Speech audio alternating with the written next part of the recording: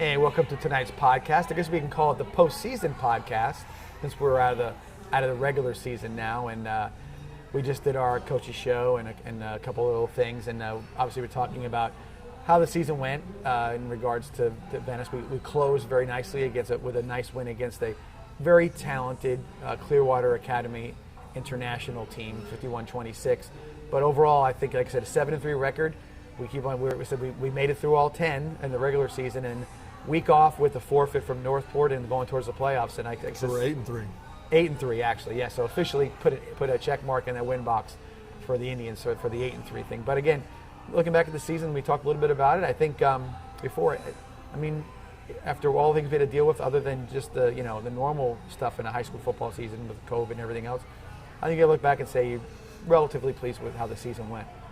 Yeah, I obviously you'd like to replay the American Heritage and replay the Manatee game, yeah.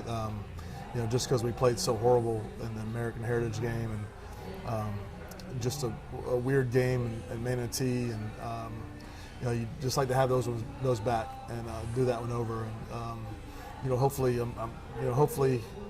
I'd rather play St. Thomas, but there's a chance we get a rematch with Manatee.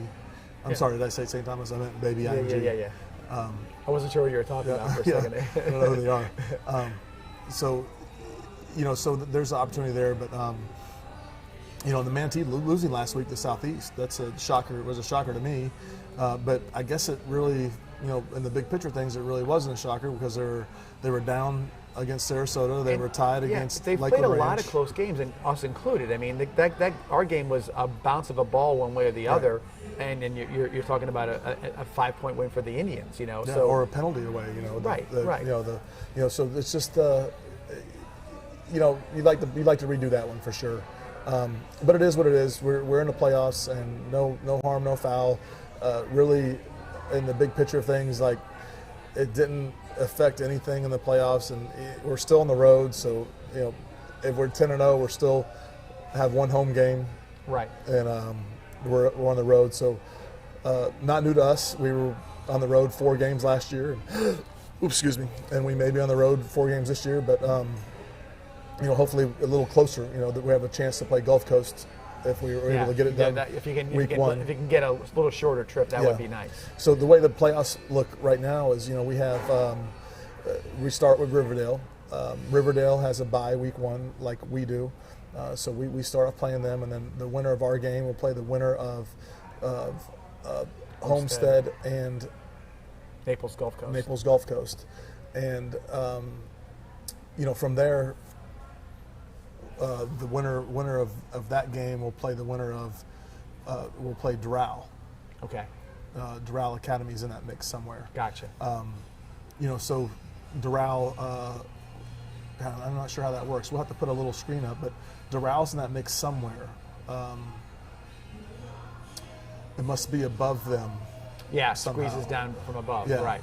And then the winner of those games will play the top bracket in our region, and what the teams in our top bracket are: Lehigh, Sarasota, Manatee, Baby IMG. I want to say that's it, maybe. It should be 5 and 6. We should have 6 on our bottom, and they should have 5. I think is how it works. 5. I'm missing one team in there. Not sure who they are, but we can put a little. Maybe I'll give our crew a printout tomorrow, and they can put it up. Yeah. Somehow, but so we have a nice draw. Obviously, having Riverdale at home for the first round, and then it kind of gets where we're either going to Doral, or we're going to the other coast, Fort Lauderdale area, or we're staying in Naples and playing Gulf Coast. And so looking forward, if you want to look forward as far as the playoffs are concerned, based on our schedule, there's really nobody on the horizon that would be, from a talent perspective or size perspective, that we're going to walk in and say, "Ooh, never seen this before," or we haven't seen it this year. I know how it is. Okay. This week is they're playing a playing game. Okay. Gulf Coast and Homestead are playing a playing game, and the winner plays Doral. Okay. When we play Riverdale. Right. So that's kind of where I got kind of messed up there. So that's the extra team we have in our half. Right. Yeah. So we'll play the winner of Doral versus one of those two teams. Yeah. Right. And we were I guess where I got kind of messed up is we kind of feel like Homestead and Gulf Coast are the two stronger teams. Okay. So we kind of just you're kind of looking we kind ahead of pre-scratched out Doral. Right. And we're really rooting for Gulf Coast. And for another reason other than travel. Yeah. Right, because that would be Homestead would be that's you're getting to the Keys by that point. You know, that's a long trip. You're taking a nice little trek down there, and again, we'll handle whatever comes our way. Right. But I think it's still if you had your preference, you want the shorter trip. As opposed to the longer trip. Maybe we can spend an extra day and go fishing the next day. Key Largo's not depending that far, if there's a hurricane coming through or not. Well, I think this wouldn't be a good I think weekend. we should be done with that stuff by then. Hopefully, they're talking about we're in the Greek alphabet, and I don't even want to go we can go eat further. breakfast at the Blue Hen. There's plenty of places. Key West. Absolutely, we can do all that kind of good We're already stuff. down there. Might as well make a trip of it. See what we can do for it. But so I mean, again, you look at it. You said preparation-wise, I said there's really no other team like you. You can't say that you haven't seen it. And again, you schedule that way because you want to give everybody an opportunity to kind of, it's a little bit of seasoning in regards to the season. With that, question, so you're 7-3 with maybe a sloppy game against American Heritage, and maybe a game there just, didn't really hit it right against Manatee. But at 7-3 with what you faced and removing how the team is structured, is it how things are? I don't know if you always want to chase the undefeated season, I guess. But is it going to have that seasoning going forward, or would you say 10-0 with an easier schedule? How do you approach it from your perspective? We always want to try to play the best opponents we possibly can. Right. And I think our schedule is second to none, or at least we tried to build it that way. We could not do anything with our district opponents; those were already built in. Even though we didn't have a true district this year. Our district opponents were already. We've had Vero Beach, all these schools, American Heritage. We've had them all on our schedule, and we just try to compete every day. And that's one thing. I have a schedule where you don't have any other option whether you're not going to be able to not compete. Right, and I think a lot of times, and 70-0. I don't know how much of that game those kids will relate to later on, or if that's something they would relate to in a situation where they're playing a tough game. I mean, it is what it is. It's schedule the game, right? But I don't know if you had 7 of those games, that would have been anything even as a player, you got to get a little bit complacent, Riverdale's going to bring we'll talk about it a little bit more, but Riverdale's going to bring a whole wild set of offensive plays and everything else, and they're going to block well. They're going to be coached well. You talk about be tough, and Manatee that was play for the regional championship, come back and we go up there and upset them 21-0. Right. It was 21-7, but they had one touchdown was phantom. Right. So we won't count that one. It was every Friday night, especially here in the playoffs, and we've been upset before in the playoffs. Well, you talked. I was in my mind. I'm thinking, say to yourself, we lost to St. Pete High first round at home, and well coached. They play had a tough style of football, and you're like, wow, what just happened? 48 minutes go by. You're like, that just happened right there. Right, and then our district runner-up, who we beat by 21 points, plays in the state championship game. Correct. And loses on a quarterback sneak. Right. So wild things can happen. Yeah. And you gotta be ready to play in the playoffs, and I learned that early on. And I think that's what I got my point of saying. Over all the years, I think that's where I was probably getting with even the whole point is that you do realize that sometimes you got to play, in the deep end in order to make sure that you get through the early part of your schedule in any playoff situation. Every team in the playoffs is successful. They won something. Right. They're the best of a certain group of teams. So you don't get that. You might not get that in a district. Right. You said you don't pick your district because sometimes districts are. We've been in districts where it's like. There should have been 4 teams making the playoffs. Right. For a couple of years it was us, Palmetto, and Braden River, and you were like, man, everybody deserves to be in the playoffs here, but you didn't get that opportunity. Well, I think if you look back at those years, I mean, if we had a schedule like we have now, because we were we were 9-1, and our only loss was to like the number 3 team in the country, Right. Oscar Smith, playing real dudes Right. week in and week out. That probably doesn't happen. Right. No, 100%. You know? Because again, it's that reference point. It's Right. that referencing the fact that I've seen this guy before. I've seen this Right. type of guy before. Clearwater Academy, they've got 2 6'5" defensive end. I think we've seen 6'5" defensive ends 5 times. Yeah. All guys who can bring in. Our kids probably think all the defensive ends are 6'5". Absolutely, and it said these kids are athletes and they're making plays, and yet so if I'm UCF and I'm recruiting Ethan Ward and he's committed to me, I mean he's seasoned. Yeah. You know, I mean the guy he plays against in college might be about 10 pounds heavier, but I don't know how much more athletic he's going to be. He's competed his whole career. Right. This isn't the first year we had a tough Sure. schedule. I mean, he's competed his whole career.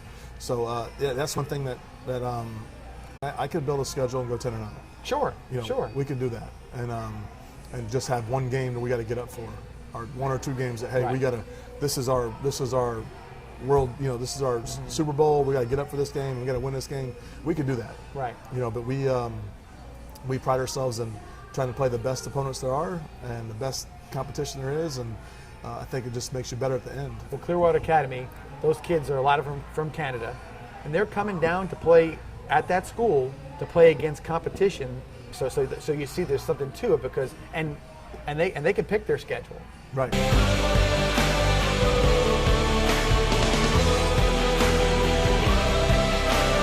Indians fans, don't get sacked by high prices. Join the winning team at Jenkins Chevrolet of Venice. Score big savings on our all-star Chevy lineup. Plus, Venice Indians students and families take an extra $1,000 off. We're tackling high prices on the area's best selection of new Chevys and pre-owned vehicles. So join the winning team at Jenkins Chevrolet of Venice. Just like the Venice Indians, Jenkins is better, and we'll prove it. Roll Tribe.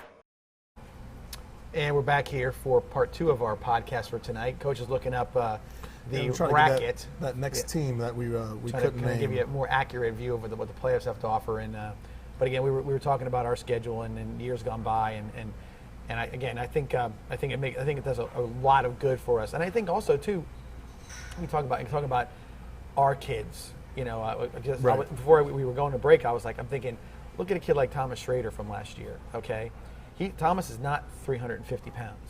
He's a big, strong kid, maybe 275, and yet when they had some trouble on the offensive line, he was in some games. Yeah, he got to play this year. Got to play, and there's no way you play, especially in the offensive line, because you look at that in most Division I programs. You walk in, I don't care, unless you're a super special athlete, player, whatever it may be, you go get fatter and you get stronger when you're a freshman. And you go, even if you don't redshirt, that's what you go do, because they're not expecting you to do well. Right. And so the fact of the matter is, he had enough, experience, let's just say, and he had faced enough time that he's ready to go, or at least to the point where he can compete and not get knocked around on the field for sure.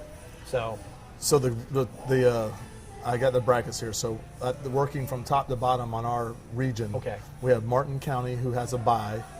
They will play the winner of Manatee Lakewood Ranch. Gotcha. Okay, and then below them we have St. Thomas, who somehow got the bye, or Baby IMG got the bye, and they're playing the winner of Sarasota Lehigh.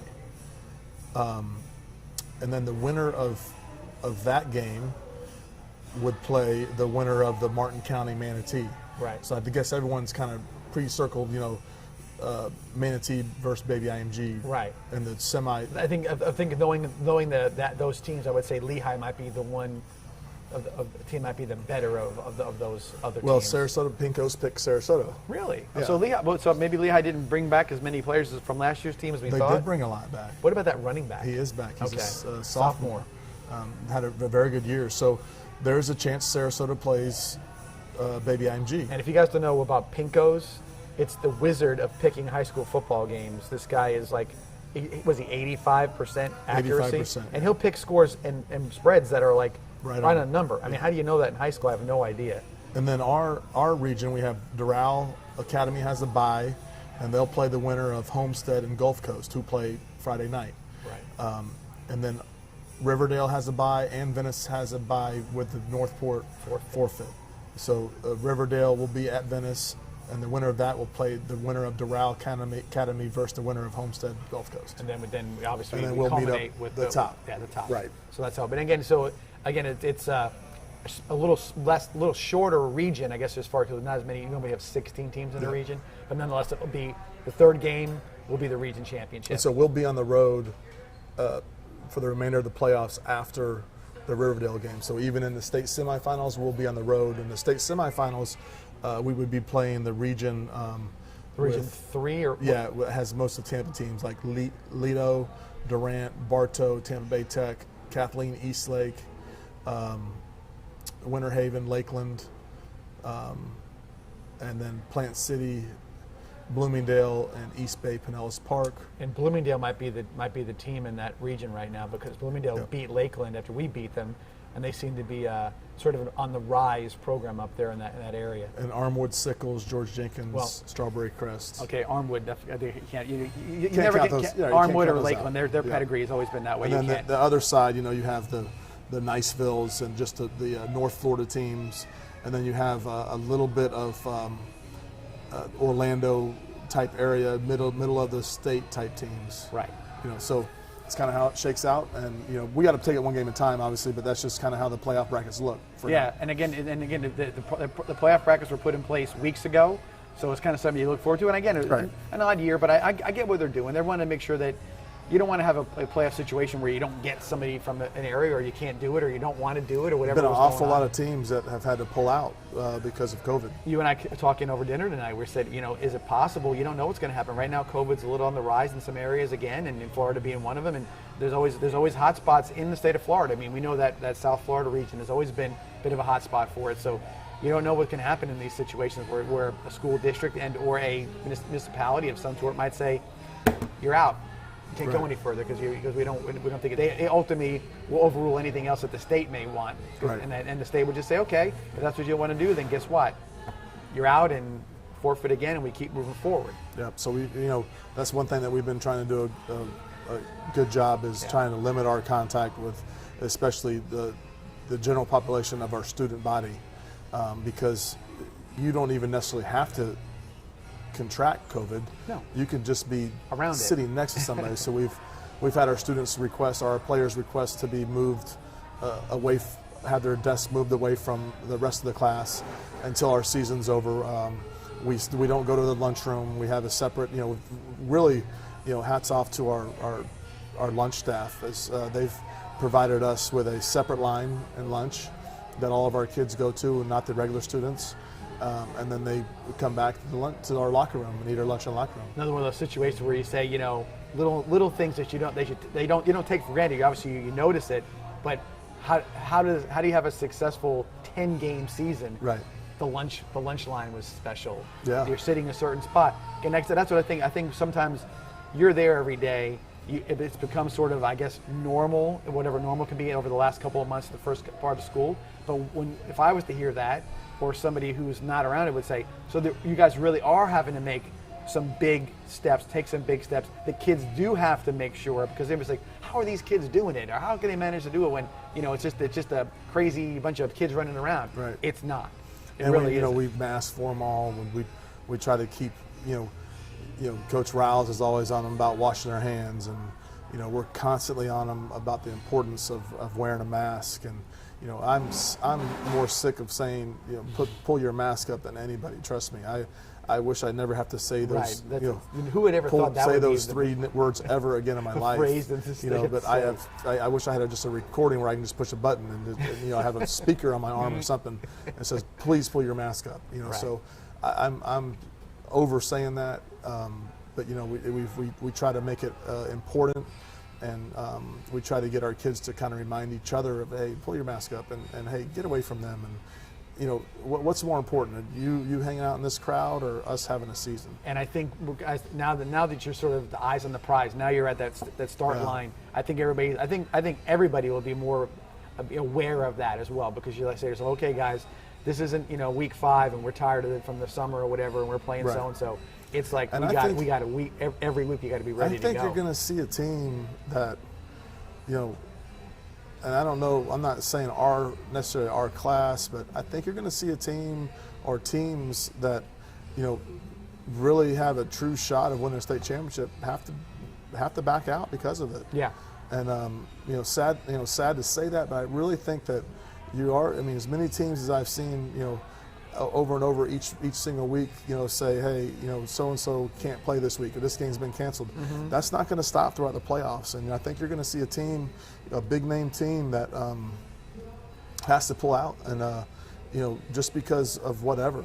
Especially as you see, I mean, you and I, probably everybody watching too, we're all football fans, and we'll see what's happening at the university level with colleges. Yeah, look at LSU this week. LSU's having this is the second time they had a wave in the summer where, Coach Orgeron was saying we got 35 guys They might have just passed it around this week playing Alabama though. Well, it could be. They're not really playing at the speed. But you're seeing teams that especially which is kind of odd to me. You had the Big Ten and the Pac-12 just sort of starting their seasons, and in both conferences, big name schools. Not that they're all not big name schools, but canceling games week 1, so they couldn't even get it controlled before they even got on the field. Right. Because that was a big issue. And I think it's still an issue with people still thinking, how in the world are we playing against each other? Let alone the protocols that are in the school.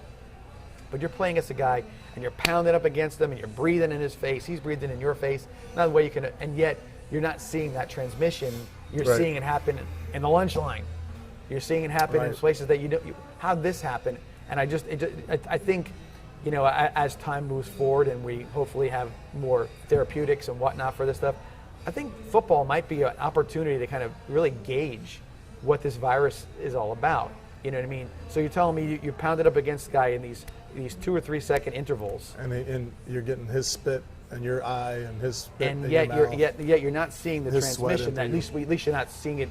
You didn't say, oh, well, that team got it, now they gave it to this team. Just not seeing it, at least on even the pro level, you're not seeing it. So maybe it's one of those things maybe the transmission is not about short-term contact. Maybe it's more about being around something or in an environment that produces that situation.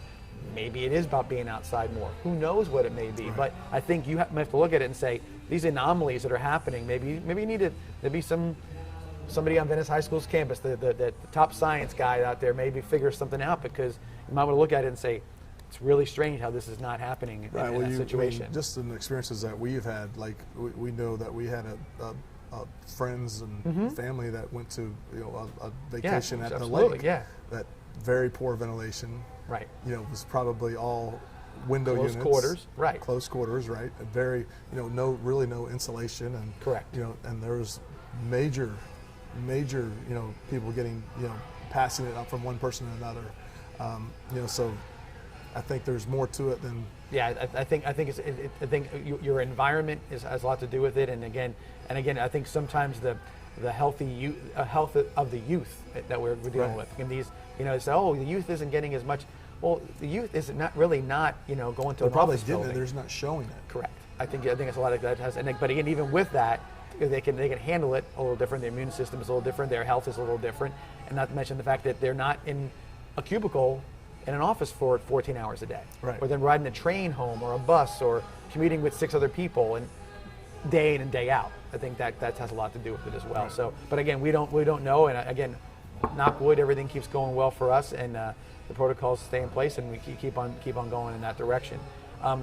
Real quick before we wrap up tonight's podcast.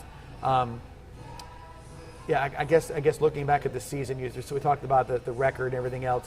Anything individually from your perspective that you saw on the team that sort of was a surprise, or anything that stood out to you in particular? Is that okay, we talked about Colin Blazek sort of coming out of nowhere, and then all of a sudden he's done what he's done. But anything else you saw where you said, hey, really surprised how well this person did, or I'm pleased that this person did as well? Well, obviously there's a few surprises that we didn't totally expect. One is Keon Sears on offense, and then another thing that we haven't had in the past is we have been struck with offensive line issues. Right. We've had a kid quit. We've had an injury. And now we're on our kind of our last deal where last Wednesday we're bringing over Riley Cleary and saying, let's just see what he can do. It might be an option if something else happens. And, right. A Wednesday tryout kind of thing, yeah. Just to see if it might be a guy that we need to get. We have, our mindset was, hey, we got 4 weeks, before we face Manatee or Baby IMG again, and see if we can get this kid ready. And then, the way he came off the ball and kind of picked things up. I mean, he's a starter, from last Wednesday to this past Friday, right? And doing a great job. And then you're kind of sitting there going, God, why didn't we do this earlier? Right. You know? But I think, looking back at it, I was, during the offseason, I was looking at Riley as a possible tight end. Okay. And, another shocker this year was, how well Wes Wolf has been able to block and put his hand down. And we just kind of said, hey, let's give it a shot, because, the kid's going off. That's what he's going to do in college. Right. And what a, it just exemplifies what a great teammate he is and what a great football player he is and great person he is. Like, right. There was, a lot of kids, be like, oh, I'm not playing wide receiver anymore. I got to actually go in here and work. That's my thing. I got to go block, but he was like, heck yeah, that's going to, whatever it takes. And really, he's getting better, and he's going to be ahead of the game, moving forward when he gets to college, right, rather than him going to school and just playing like, well, I played wide receiver. Well, you're not a wide receiver, you're tight end. You're going to be putting your hand down against this 260-pound kid, your first day of spring practice.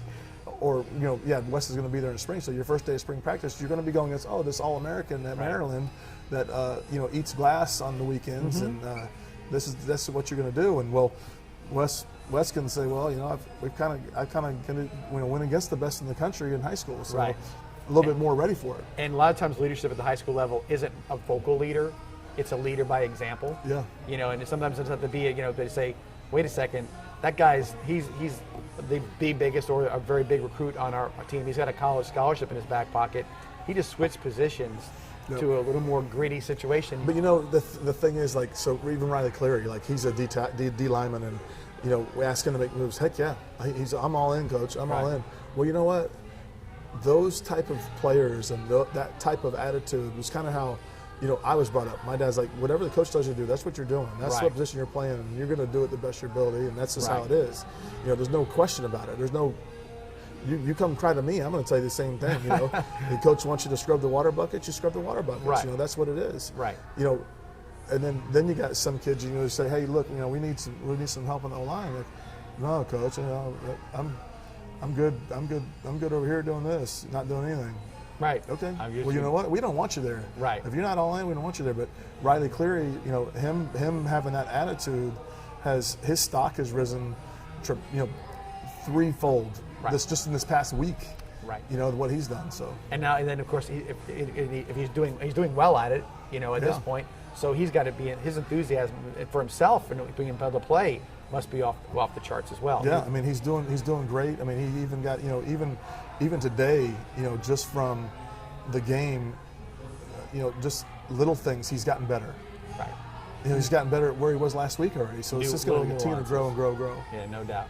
All right, Coach. Well, thanks again for coming out for the podcast, and look forward to maybe a week off like we have now, and get prepped up for Riverdale, and we'll be back here next week to kind of give you maybe a little bit more insight into some of their nuances of what they bring, and I think it's going to be interesting to see that game. And what you've told me to this point, I'm actually interested to see how it all plays out. Yeah. No doubt. All right, thank you guys for joining us. As always, we'll see you here next week on our podcast. Thanks for joining us.